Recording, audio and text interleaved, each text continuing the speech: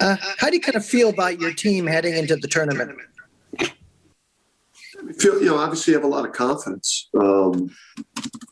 Proud of the group. Really, just proud of what the team's done this year. Took, a big step forward as a program, to this point. So, feel confident, but also understand that, conference tournament play is a different animal, different level of intensity. So we've got to keep that edge, and understand how we've gotten to this. With our defense, with our rebounding, and then obviously, obviously having James lead the way, but also having some other guys that have stepped up as secondary and third scorers, and then having a lot of balance. So. Roger? You said going into the Georgetown game, you kind of pounded it into the guys that they needed to finish. Was the message different this week? Is it that you need to be a little bit more intense or that you're not finished yet? My message with the guys has been, we've taken a big step this year. Proud of that, but let's take an even bigger step. Let's take a bigger step as a program. As a program, we've come such a long way. So, let's try to do more. Let's obviously lock in on Thursday's opponent. We'll know more later, but you have an opportunity to compete for a championship this week, and then have an exciting week next week as well. But let's get really, really dialed in for Thursday. Tom? Yeah, Dan, I know that there's probably no way to quantify it, but can you speak to the intangible importance, the intangible value to your program, your recruiting, to everything about the job that you have to play this tournament in this location? I mean, what did just the Big East tournament mean to UConn basketball, to its coach, to recruiting, to the whole package? Yeah, I mean, with recruits, we always stress, and it's 100% true, is it's the best conference tournament in the country in terms of excitement and the venue, and the energy in the building with the Big East teams. I mean, the Big East tournament is the best conference tournament, and I don't think that's debatable. You can debate which conferences are the best or better in any given year, but I don't think you could debate which conference tournament is the best. So yeah, I mean, that's a big recruiting tool. To get an opportunity to play on the biggest stage during the most important time of the year. So, Dave? Kind of going off that, when you consider how excited, UConn fans are about the return to the Big East that have been all year, and for obvious and good reasons, it's going to be a different atmosphere this week. How kind of unfortunate is that for sort of like fans who would normally go, and even the players that aren't going to really get to experience sort of the same vibe that you experience as a player in this tournament?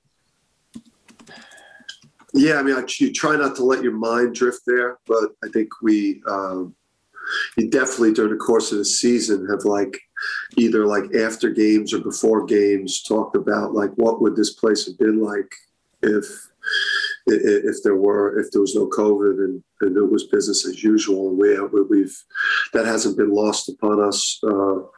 Just getting into the Garden today, I looked around in there.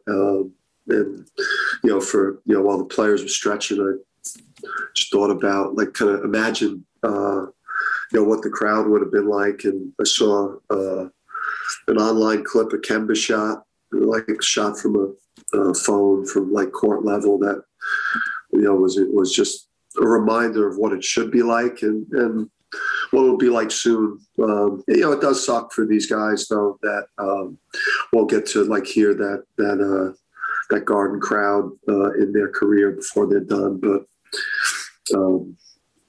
it'll still be fun to get in the Garden and compete for a championship. Charlotte? Hey, Dan, have to ask, based off of what you said last time we spoke, did you end up showing the guys some of the old social media posts as motivation coming into this week? You know what? No. No, I didn't. I chose to use the staff in a different manner that I thought would be give us a better chance to win. Plus, I don't, listen,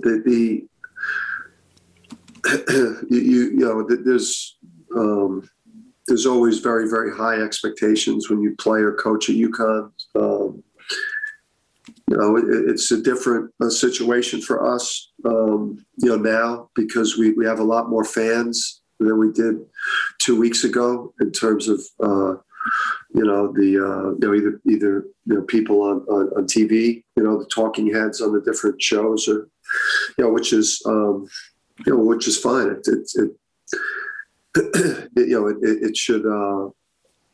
It should excite our players even more. That there's some the buzz is back with our program, and people are really excited about UConn again in March, and that now we got to go out and perform.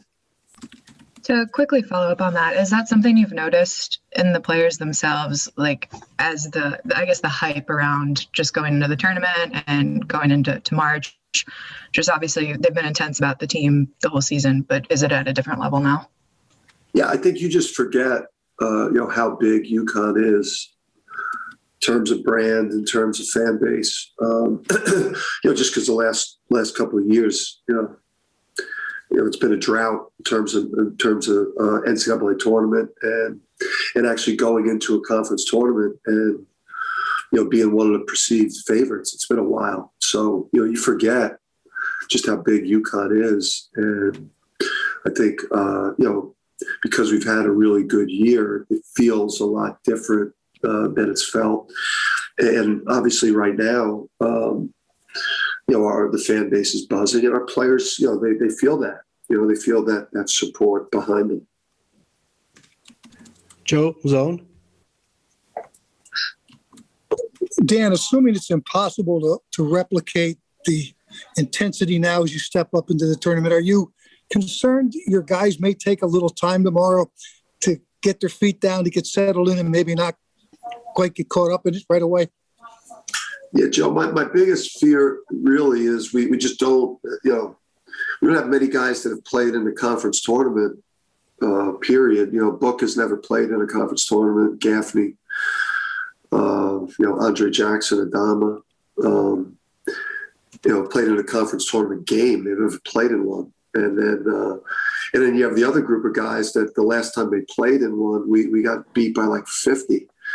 So it didn't go that well for the guys that did play in one. And then we have a number of guys that just they don't understand that that we're going to be playing a team tomorrow night, depending on who wins. That may be just fighting to play another day in their season, or Providence, who right now is playing to try to get to the NCAA tournament, or at the worst they're an NIT team. But Providence is we're going to be playing teams that you can't let be more desperate than us.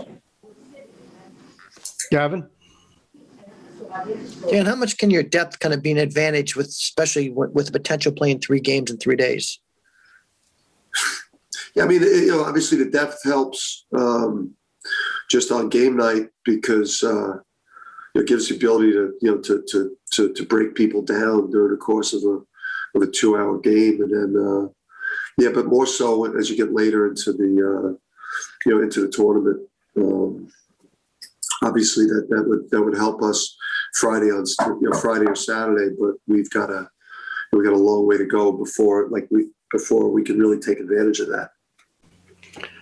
Tom? And you mentioned being at courtside and looking up and looking at the videos of Kemba and such.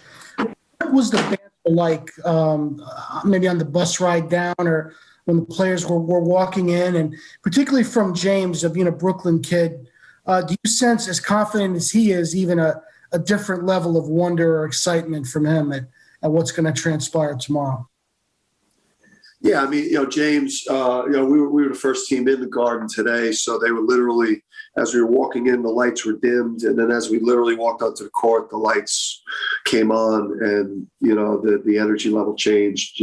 James, got let out some type of a noise. I could just, you sense with him that he knows what he's done for the program. I mean, listen, he's helped us take a big step, both as a team and then just the profile he's created in terms of, being one of the best players in the country and being a future lottery pick is just, it's meant so much to UConn and us, rebuilding this thing. But he also knows that he wants to try to turn,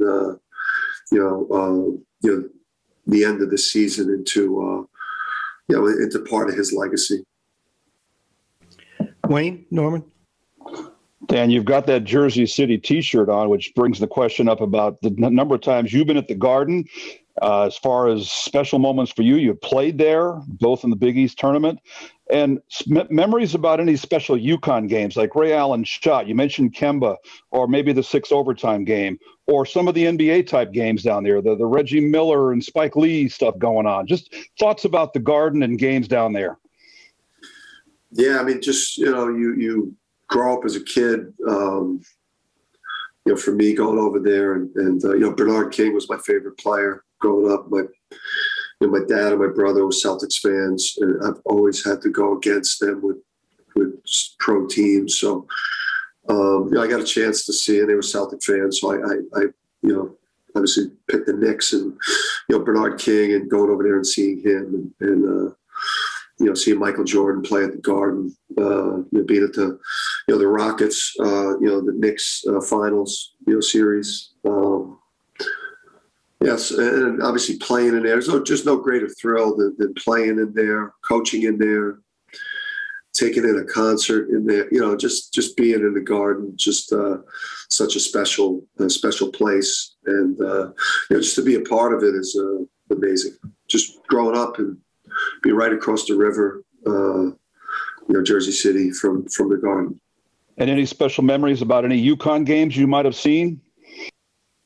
Oh, they were all bad for me. I mean, because I lost, those games. I remember as assistant coach at Rutgers, back then you could live scout. And, we played UConn in the semis. I think it was my second year as an assistant there. And so I was doing the live scout right behind the UConn bench. So I got a chance to watch Coach Calhoun work from a few rows up.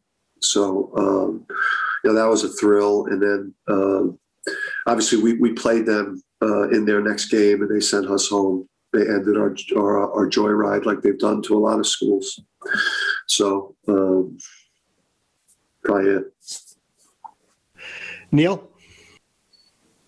Dan, I was going to ask you about Player of the Year in the league. It's kind of hard to say Book was slighted necessarily because he missed games, obviously. But I guess when they pick 3, maybe they could have done 4. I mean, did he feel slighted at all? Do you feel slighted for him, or is it just a thing? He missed too much time. Yeah, no, I think 3 was enough. I didn't think that adding a 4th guy. I mean, then it probably becomes more of an all-conference team. So yeah. No, hey, listen. If you listen, James has a chance this week, to make his case for, being the best player in the league. I don't think there's much, doubt in terms of who's the most talented, best player in the league is James. If you choose not to vote for him because he didn't play in enough games because he was hurt, I get that, and I understand that. But yeah, I don't know that there's much. I don't think there's much debate in terms of who the best player is. Mike Crispino? Dan, what is the best way, do you think, to tell your team to match the intensity you're going to face from a desperate team? I mean, as you alluded to earlier, you're going to face a team in the first round for sure who's going to be as desperate as any team you face all year, maybe more so. Yeah, I mean, for us, it's, the group, when you're playing a team this time of year who's fighting for their season and doesn't know if they'll play again and is willing to go that far, and you're in the situation we're in where we know there's going to be a great tournament for us next week. You can't let that human nature, it's human nature to let that diffuse you a little bit. It's my job to have our guys ready, and it may hit them. We may get knocked back in the first media timeout, or the first media timeout and a half. But that's for us. That's where we got to lean on how hard we practice. The fact that we're one of the hardest playing teams in the country. We do the hard things well, like defend and rebound, and be a together team. So, I think we have no real experience in terms of, or at least we have no real good experience in terms of conference tournament or NCAA. But we're a hard playing team, and we're a hard team to beat. Somebody's have to play really well to beat us. All right, Dom? And then just nuts and bolts stuff. Everyone good to go health-wise? Everyone come out of Georgetown and the practice is healthy and good to go tomorrow? Yes, it's probably it's the healthiest we've been. The extra day off that we earned, helped recharge these guys.